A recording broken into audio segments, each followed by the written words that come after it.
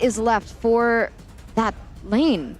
Brody, Beatrix is gone. And even Claude. I think everything else is gonna lose lane against.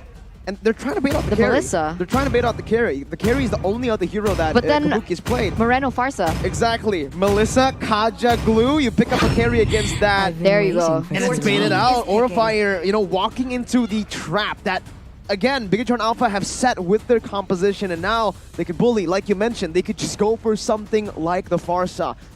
Insane range, the mobility in the mid lane with the Kaja, clearing waves super fast to get more prio compared to the Eve. And here we also have a 60% win rate for Bigetron when they have the first pick for blue. So the odds are with them right now. But another option that they can go for if they really want to melt these frontline tanky members is the Lunox. We've seen Moreno play it before. Could come out here. It's gonna be Farsa. a Farsa, so still pick. valuing the roaming, and along with that, they Whoa! have Again! it's a Hanzo! Oh my god! They did this the first time that they met, and they're doing it once again to Aura. Why Hanzo? Why always Hanzo against Aurafire here, Rashi? Maybe they think it's something they can afford to experiment with against a team that's not doing as hot as Aura.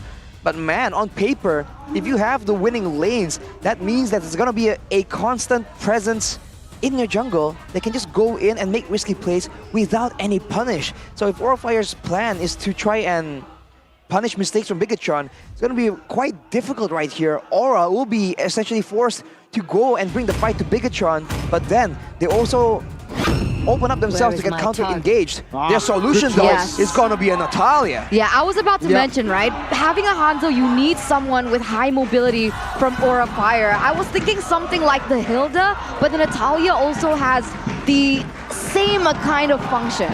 Again, I was about to say why go for the Hanzo right here is because there's not really a lot of dive, right? Probably the Terizla is the only one from the side of Aurafire who can really dive to the back line. But even then, the Hanzo usually stays so far back that the penalty zone flicker combo won't even be able to get it. If it does get it, the Melissa is going to be free hitting, and we know what happens when a Melissa free hits in a team fight. So the Natalia pick is brilliant for Aurafire, and we'll see how Godiva is going to be able to utilize this pick. Now that's what I was gonna say, right? That's the question. We've never seen Godiva pick up this Natalia, and is he good at it? Can he utilize it properly?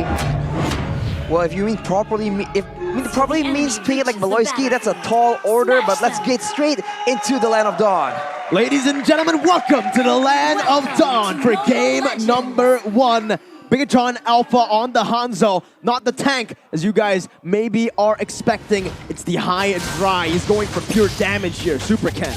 He wants to go aggressive, and this is the difference. We talked about how Super Ken is a lot more flexible, and he can play these assassins and be an absolute threat. So now for side Aurafire, they have strong lanes, but they are losing out in the roam department. Bigetron already making a very fast move. Again, you can see the oppressiveness of the mid-control. Godiva going to be chunked as well. The immobility is right there. Fluffy has used the flicker. This might be a kill over to Bigetron Alpha. Fluffy taken low, taken down. First blood over to Bigetron Alpha.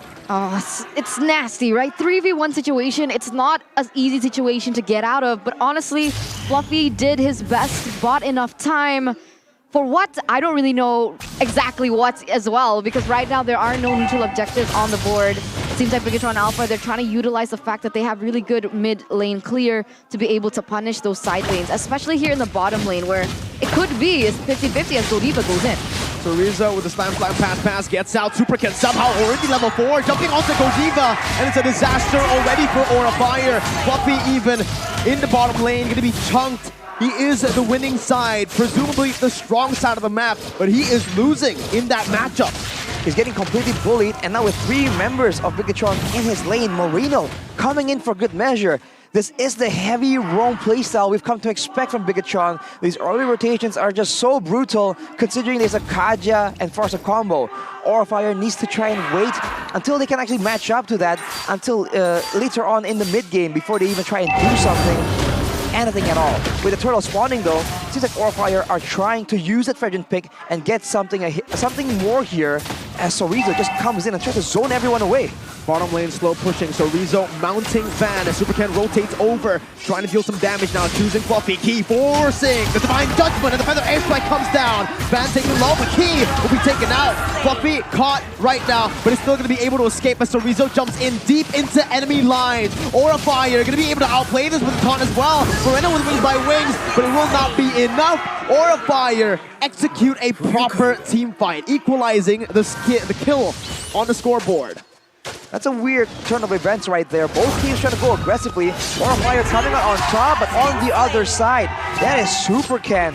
Just super farming. If you look at the level, already one level ahead, and he is not stopping. But in the mid side, Moreno gets jumped on, but Godiva gets countered. A beautiful stun, and Key will just take that kill for free. Bigetron Alpha, once again, they lost the goal lead earlier. It was equalized, but it's back. Just a ping-pong play style here from both these teams. The contradiction though, we do see 2 Aura Fire votes from Ranger Mas and Eterna, but from the looks of it, Aura is still trying to make a big impact, but that Hanzo pick is so annoying. It just zones everyone away. It stole the purple buff away from Van as well, and now they go for the turtle or even a pickup onto the members of Aura yet again. That was without Retry, Araki. Van actually used the Retry, and Supercan still was able to steal it away. Fluffy now jumping in on the 3 members. The penalty zone gets popped in, but the turtle will surely go to the hands of Supercan now, using the ultimate on the way to Fluffy. It's a free kill over. Supercan jumping, Godiva trying to flank, but he will not be able to assassinate anyone. 6-2. Turtle, everything going to Bigetron Alpha. It's looking really messy here for Aura Fire right now, and I'm not really sure this is what exactly I had in mind with the Natalia pick. I think in this situation I would have preferred a Hilda than the Natalia, being a little bit more versatile, a little bit more chunky as well, and not in the way that Godiva is playing right now, right? Because in the early stage of the game, you see that Godiva is trying to play for that EXP lane, trying to build a lead for Fluffy, but it hasn't worked out. He goes in for different rotations as well, and it hasn't worked out. I would have used Godiva to distract Superken, honestly, in his own jungle. There you go. He just keeps going in more.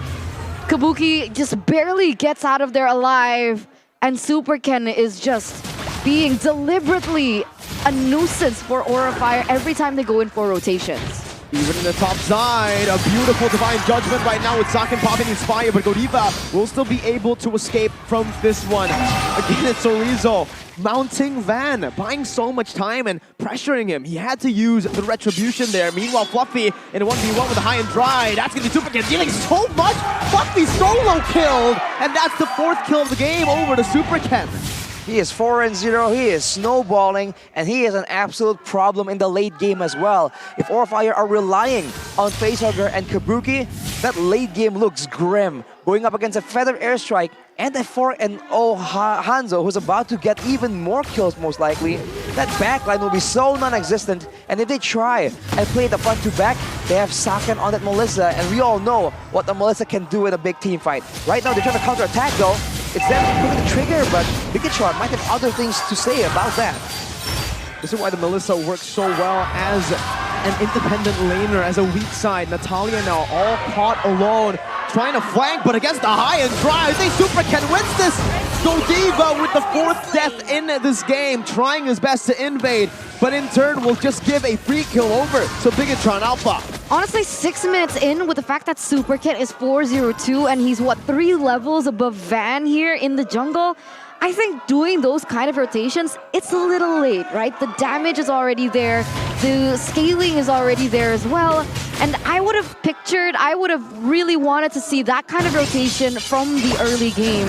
Harass Superken from the early game. Because at this point, there's not really much of an answer for his aggression. Nobody can go into the backline. I guess Fluffy is their only saving grace. Even so, Fluffy is also very behind now as well. It's the worst case scenario if you're playing against a Hanzo.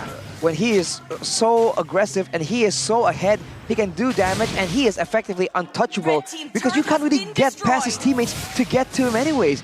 He has the golden staff right now, so he's going for a very aggressive basic attack build and using the spells as utility. It's a very effective playstyle, and considering that there's no way for Aura to stop him in his track, when he goes in, he can just do the same thing again and again. Facehugger, main victim right now. Yeah, it might just be an assassination right now, but it's gonna be the Divine Judgment bringing Godiva back. Still able to escape, but the feathered airstrike will take him down. Bottom lane, Van, as objective as ever, will be able to find a trade back for Aurafire. One of the pillars for Aurafire that is doing work.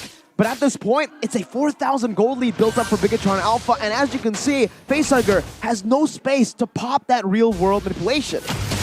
It's a tough situation because Van is also 2 levels below, but Fluffy goes in. It's gonna be the pickoff onto Marino. It's a step in a good direction. Super Ken, again, just dishing out damage right there as both teams decide to disengage. It's a good pickoff. Remember, it's a shutdown over towards Aurafire. That bounty was claimed, but Bigetron Alpha not staying idly by here. Not letting that happen. On the Jujutsu Kaisen skin, it's OP right now. It really is. Very OP right now. Gonna be able to get a tower there in the bottom side as well. So Saken not just getting the damage on, but also getting a lot of objectives on the board, and Facehugger once again.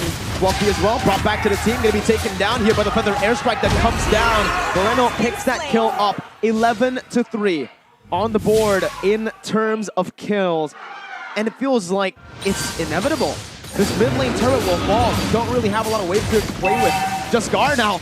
Oh, not Jaskar. Again, it's Super Ken going on to Kabuki, forcing him to back away. That's going to be an easy siege. And even Godiva, who tries to go for the assassination attempt, will not be able to. He gets recalled over the conceal to get him out. And Godiva is 1-6. Here's the thing, right? Geek Slate, they were in a similar position in the last match, and Beloyski on the Natalia was able to make that impact, right? In the final stages of the game, he was able to get a lot of split pushes going on. He was able to get the pick off on to Saken, who was on the Melissa, where Saken is also using the Melissa. The question is, can he replicate the same success that Beloyski can later on? I feel like it goes to how they're playing this Natalia pick, because we see Beloyski, he's able to go in for assassinations, he's able to threaten the backline and force his opponents to move a certain way. Godiva right now, he's just committing, he's just finding targets and going all in on them, and you can't do that, especially when you're 1-6. So he needs to try and adapt and, in a way, unfortunately, just copy what Beloyski was able to do, because for Bigetron Alpha right now, they have all the space possible and they have all the damage. Even if Godiva jumps on them, they're just fine. Oh my god, these items, man. The Ken combo, same items. The Ken combo, I was about to say.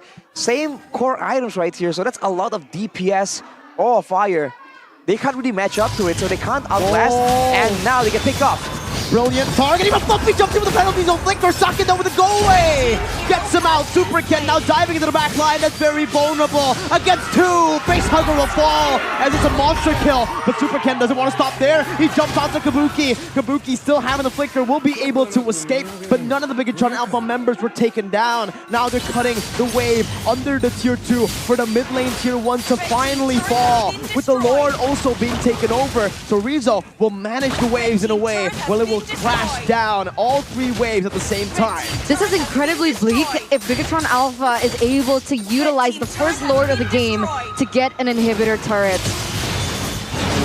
I mean, they're going for it right now, doing damage to Van. Now the Lord is cleared out, but the waves are all pushing it at the same time. Aura seems to be able to defend right now, unless Bigetron goes for a big play here. They're going down on the turret. It's Fire as well, popped in by Saken. The mini wave is still there, and that's going to be the penalty zone connecting onto Chorizo, who's going to be able to flicker out now. The Divine Judgment catches Godiva again, and then it turns, gives Super Ken the godlike. He's now on the base, jumping in onto the back line. No damage whatsoever from Kabuki, as it's all good. Super Ken just pops back to the shadow. This is truly the moment for you guys to utilize the emotes that are all ready right now. Oh man, and now they're gonna go in for the top lane as well. I think Bigetron Alpha, they're looking to end here. Slam, slam, pass, pass. That's Super Ken onto the back lines. That's going to be Fluffy with the defensive penalty zone. And Facehugger will fall. The legendary picked up by Super Ken as the bundle dishes out the damage right now. Saken staying objective. Fluffy still trying to survive, but a fight jump finds Kabuki, who's able to get a damage done, getting 1 kill back. But the bundles from Saken picks up a double, and it's a triple for Saken. Bigetron Alpha